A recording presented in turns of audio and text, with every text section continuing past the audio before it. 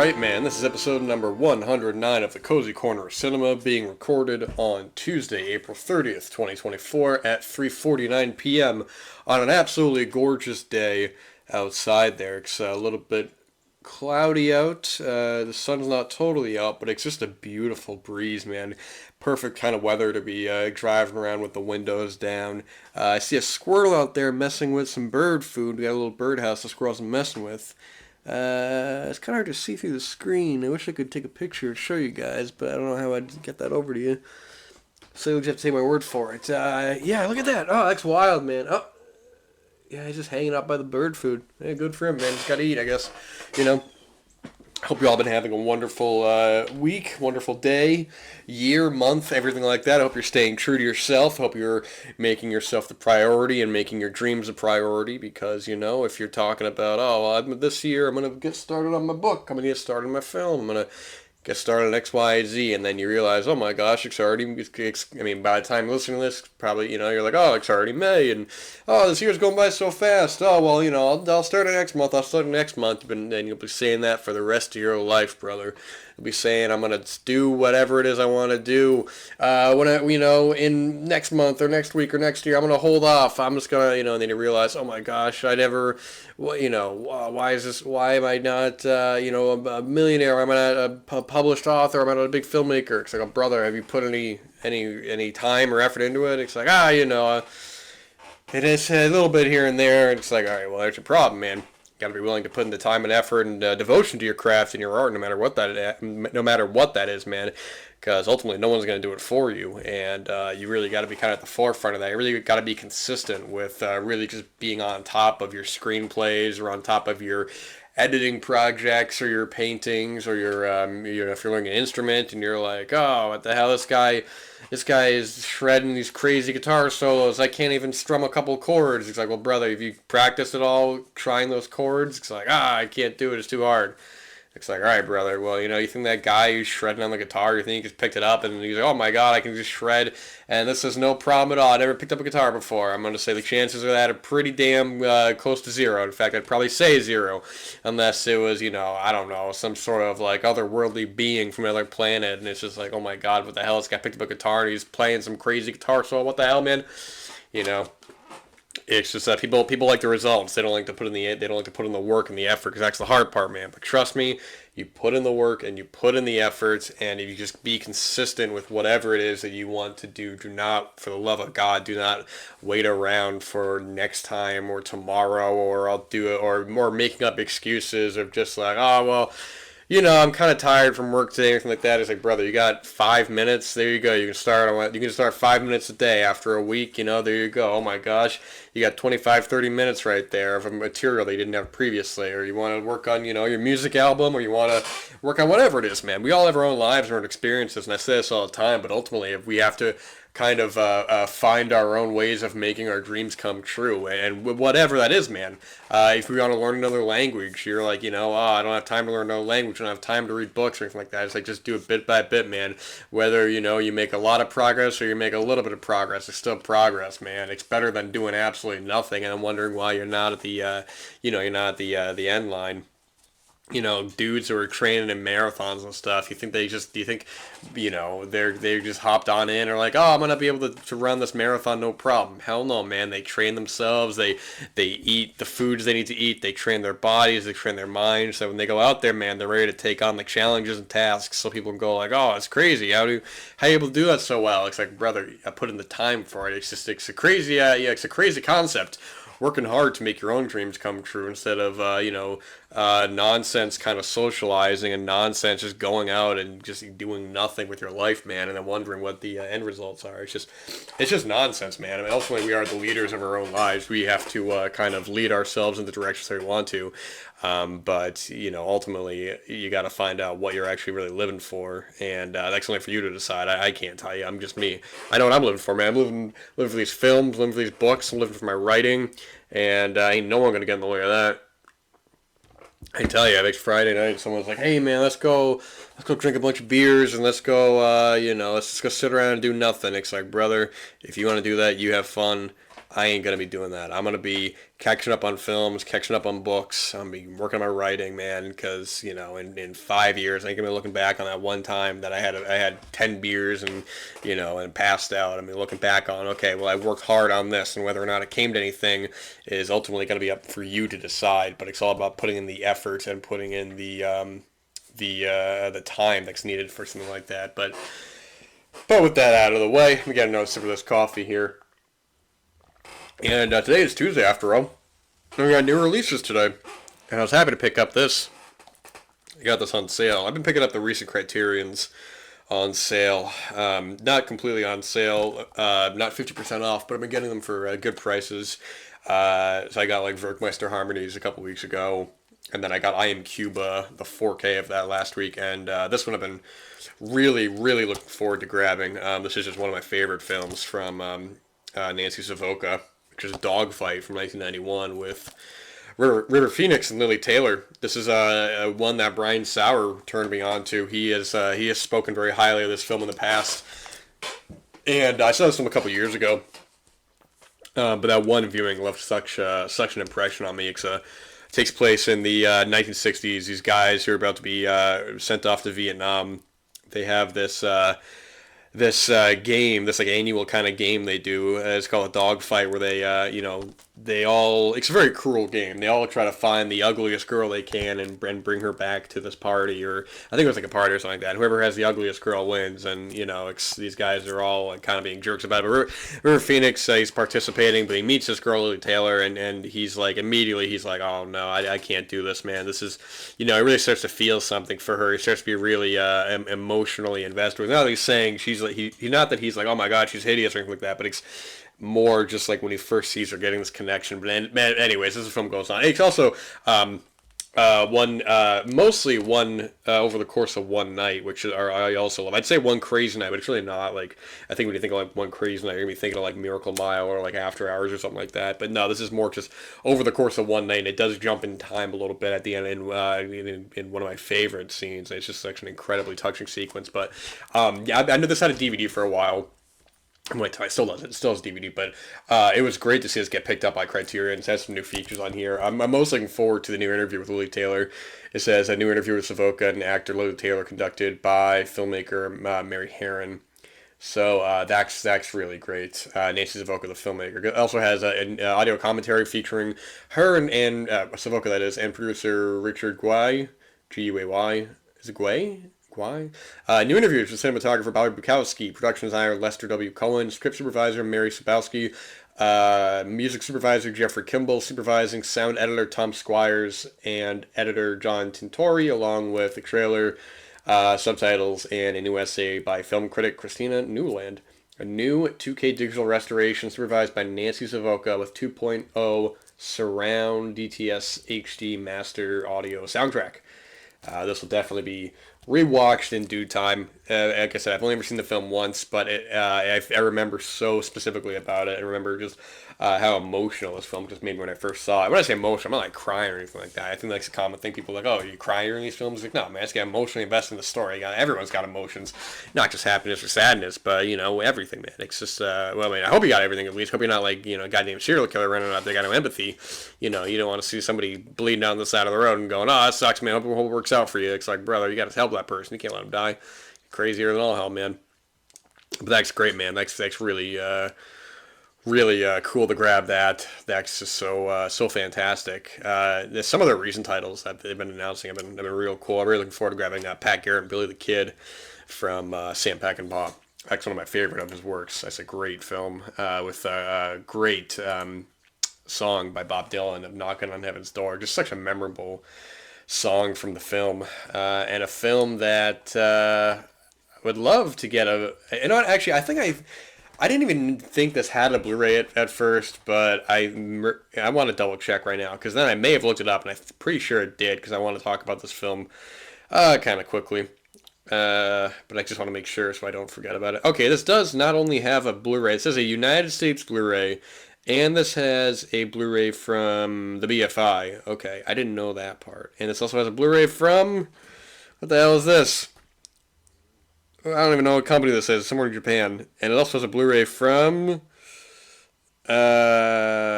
What flag is that? It has a Czech Blu-ray from company Athenor. What was the Japanese one? That was from company. That was Columbia. Okay, interesting. You're probably asking yourself, what the hell movie you're talking about, Dan? Well, I'm going to tell you what I'm talking about. I'm talking about the film Alice from 1988.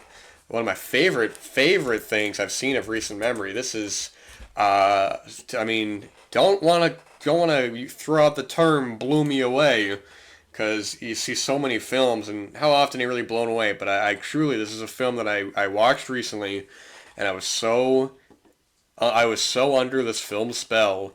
This is instantly just this is one of my favorite films I've watched of like the past couple of years. I loved every moment of this film.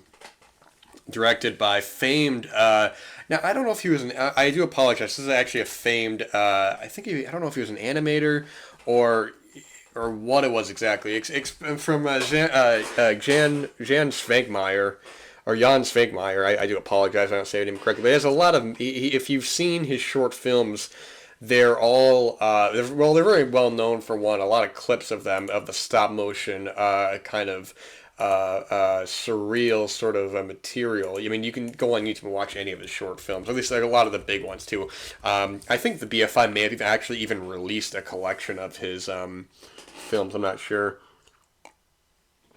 I think his most famous one though would probably be Lunch from 1992, of two people who are they're eating all this food and then it just gets more and more egregious. They start eating the plate and they just start eating just various objects and it's great because they'll cut to like close-ups and it's a mixture between live action and claymation stop motion in a really what's the word I'm looking for? In a really unsettling kind of way where you're laughing, but it has this sort of bizarre quality. Doesn't quite put it, but it's a unique kind of look in its own right, and that's what a lot of this film does here. I mean, this is a retelling of Alice in Wonderland. Many versions of that have been done. Actually, I just recently rewatched. I'm sorry, I recently watched the Alice in Wonderland. I want to get the full title of it because it's one I've been wanting to watch for a while. It was an X-rated musical fantasy from 1976. That was one that was always on my radar, and I had finally seen it last year, I believe, with Kristen DeBelle.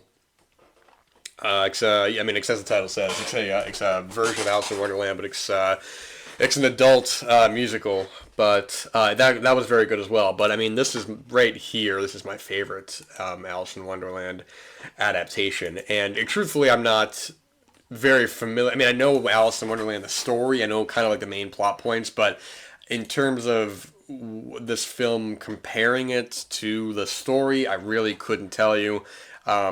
Those who have probably studied, the work of Lewis Carroll and have studied this book story and studied, they can give a more comprehensive, in-depth compare and contrast. I mean, it's meant to be an adaptation while not being a literal narrative adaptation because there are some points in the film that I didn't immediately. It took me a second where I was like, "Oh, okay." I didn't immediately connect the correlation between some of the elements in the book to the film. Like in the book, I know that like when Alice eats like certain foods, it'll make her like grow, it'll make her shrink. And this film, when it does that, I guess I didn't really immediately connect it because there are times as well where she'll grow and shrink, but it'll be either like she'll turn into like a doll and it'll be like a whole different kind of animation right there, or they'll actually change like the whole set design, but it's not done in a showy way. It's done where I didn't even it took me a second to go like, oh, this is what they're doing. This is in the version this is the part of the story where they're having her shrink and they're having her grow and everything like that. I mean it's a film that it feels so specific with its consistency. I mean, when I'm looking at the IMDb trivia, I mean, you gotta take some of this with a grain of salt. You can't, there's no sources on any of these, so somebody could easily say whatever. But it says that director Jan, I'm gonna mess that up. Somebody's gonna say pronounce this and that, and I know I'm not good with foreign names, but I also am a little stuffy, so my brain's not totally on point, so I may be forgetting to say a couple things here, but. Here it says he was disappointed by other adaptations of Carroll's book, which interpreted as a fairy tale. His aim was instead to make the story play out like an amoral dream. And he said that he believed that Lewis Carroll wrote the original Alice novel to reflect the logic of a dream. So he tried to reflect dream logic in the film. In Svankmajer's view, dreams represent a human's secret wishes without considering rational and moral inhibitions. And that's an interesting point as well in terms of like the food that Alice will just kind of eat. At first kind of casually eat, and then later on in the film being more kind of aware of the consequences of this. But with the film, because it is so consistent with it's very, and the thing is that it's very easy and shallow just to say, oh, this film is weird, this film is it's a dark film or anything like that. I mean, that's very like, it's like, okay, well, you're not really saying anything, you're just saying the film was weird. What else is there? But when you look at the set design in this film, when you look at how everything, almost, I mean, the whole film has a feeling of kind of claustrophobia. I mean, there's a lot of like there's some images early on of like Alice being disproportionate with the items in the room around her. Like she has to get a key for a door, but the key is like, I forgot if it was too big or too small, and then she can't even fit through the door. So it's like we get this really kind of cramped, really kind of pushed in feeling. And then we get these sequences on their own that, because we're following her throughout, you're not really concerned about logic per se, and we're not really concerned about any kind of, not even necessarily realistic standpoint, but Alice is just a vessel for these things to happen, and she has to get out of this kind of crazy world. So we don't need any sequences of her being scared or her having to really kind of, I mean, she emotes, but it's not. It's more kind of a catalyst for the audience to get into the film. I mean, the only thing that it really does, that would be closest to something like that, I would say, is maybe the part of the film that I liked the least was anytime it would cut to a close-up of her talking, and it would be like if she was reading the book, it'd be like, oh, said the caterpillar, or like, I don't know, demanded, or she'd be like reading, she'd be like saying dialogue or something like that. It's not too often, but I did think that in terms of the flow of the film, it does break it up a little bit. But it is constantly moving, and it's watching this. It just had me really not just in the obvious where I could say like, oh, the animation is really good, or the stop motion is really good, the claymation is really good, or it's okay, the set design is good. It's all that, but I think the fact that it keeps a consistency throughout, where it's not just the fact of you're curious of what's going to happen next. It's more so that you almost feel kind of trapped in this world with her. It all feels so specific, and I'm not as familiar with his short films. I should say I haven't seen many of his short films, so I guess I can't really say for consistency's sake if where he comes to like world building, if he is more concerned with making his own world, or if he is making his own kind of reality in something closer to a real world. I really can't say for sure. I think this is one that I want to rewatch with context of his other work, because for one, I'm not necessarily looking at this from comparing it to the story Alice in Wonderland. I mean, for one, I haven't read the story. I can compare it to like the film versions I've seen, which is one thing, but because those take something closer to a traditional kind of narrative than this film is, I think it's able to work on its own besides the obvious of just saying like, about like the Queen of Hearts, or like, cutting off their head or anything like that, or something like that. But this was his first feature film to my knowledge, and I think he'd done other feature films after this.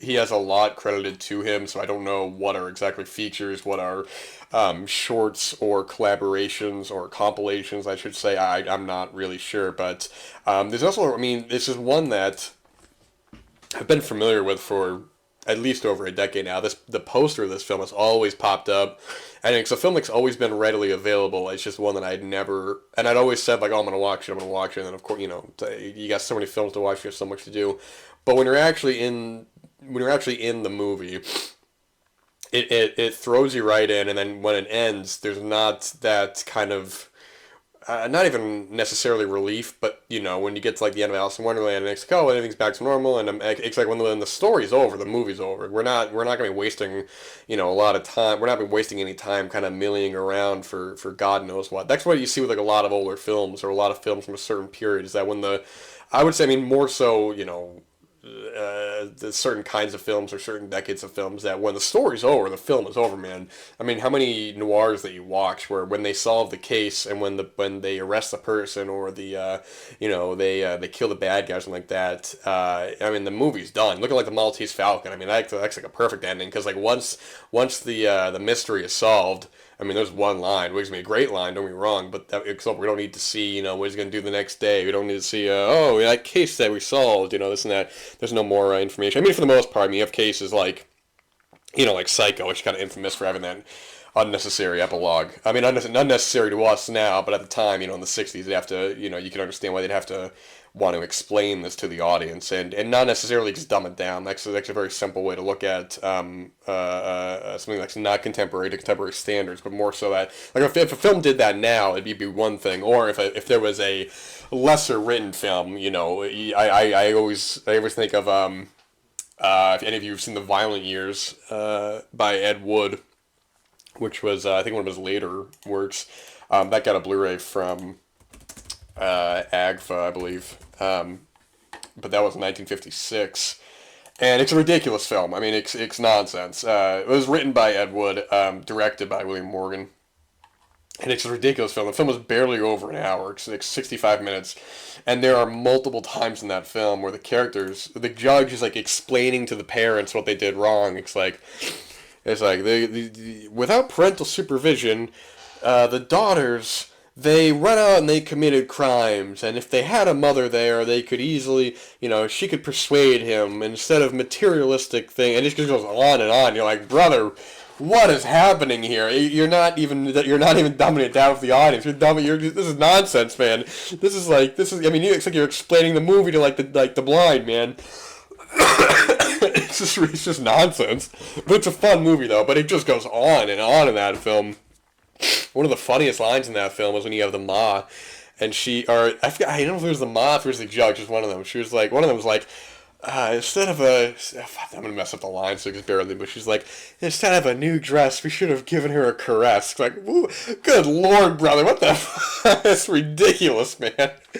And no, I mean, I don't even know how I got on this topic, man. I'm talking about Alice, but yeah, no, you don't. Yeah, I mean, I guess besides this film ain't for a general audience, man. You got Joe Schmo watch this film. He's gonna be scratching his head so hard, he's gonna be like Chop Top from Texas Chainsaw Massacre 2. He's gonna be scraping at the metal in his head, picking away at the dead skin, man. It's gonna be like, oh god, what the hell, what the hell's going on here, man? But yeah, I mean, what I said before is that I didn't.